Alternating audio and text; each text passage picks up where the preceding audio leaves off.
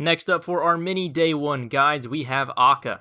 And Akkha probably has my favorite puzzle room out of any of the bosses in Tombs of Amascut. And his puzzle room is basically the same old light puzzles we have in quests like Song of the Elves, except just slightly different. You're going to want to take a pickaxe from one of the statues in the room and break down a few of these walls.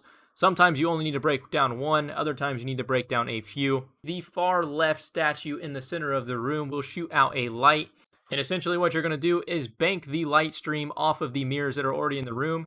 You can actually move a few of them, so what you'll do is bank off some of the ones that are stationary, and then line up the ones that you can move, in order to bank the light beam all the way around into the statue that's just to the right of the center pillar, with the one that has a shield.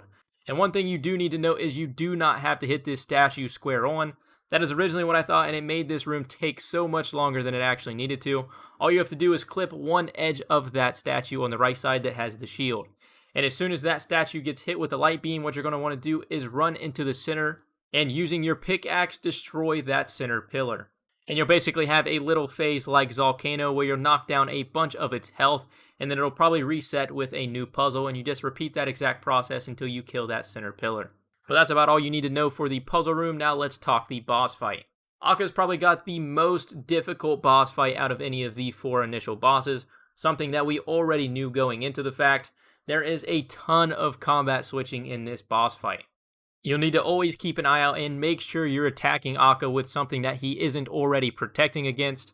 Usually one person in the room is the tank, so you'll want to protect from melee. But other than that, you're going to constantly damage Akkha down until he goes immune. And when he goes immune, he'll spawn 4 warriors in each corner of his circle.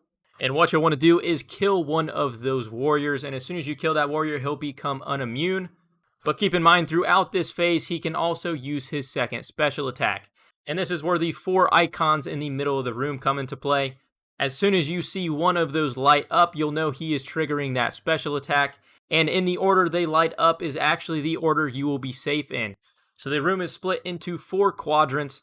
There's the diamond quadrant, the lightning quadrant, the skull quadrant, and the fire quadrant. It appears to be completely random in what order those light up, and sometimes it can even just bank back and forth between 2 of them. But whenever they do light up, if you need to run onto that quadrant of the room, because then it'll do a sporadic attack on all of the other quadrants, hitting you for like a few different 15s. And you'll have a couple second window to run into the other section, kind of similar to that of Nightmare, but a little bit quicker and a little bit more aggressive. And it also appears it can just happen at the exact same time as his other special attacks. But now that we've covered that second special attack, let's go back and talk about the first one. As soon as you kill one of the 4 warriors in the corner, Akkha will then only be damageable within that quadrant. You'll see a ghostly figure on the other 3 quadrants and no warrior in your corner. And if your tank does happen to roam, you will need to pull Akkha back into that quadrant in order to attack him. And Akkha will continuously keep using this special attack where he'll respawn the warriors and make the previous one you just killed immune, and you'll have to kill one of the other remaining warriors and then just repeat that same thing where you drag him into the quadrant where you already have no warrior there.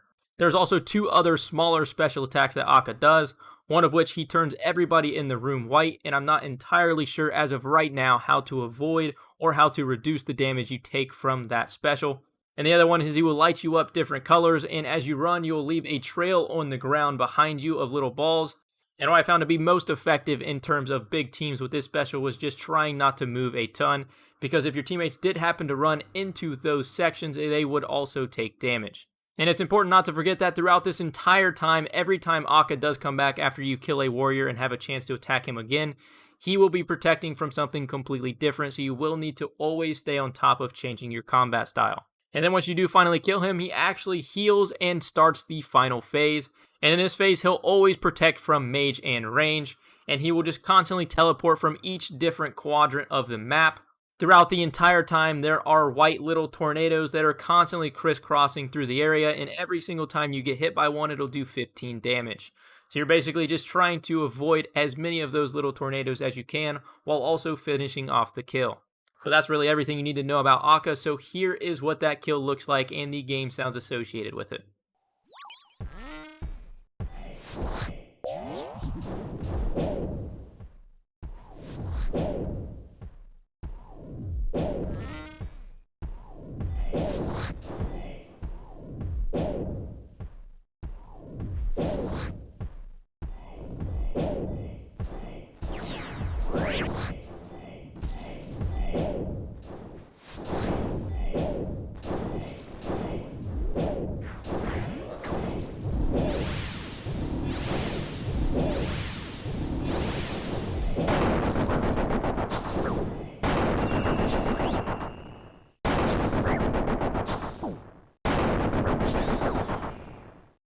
You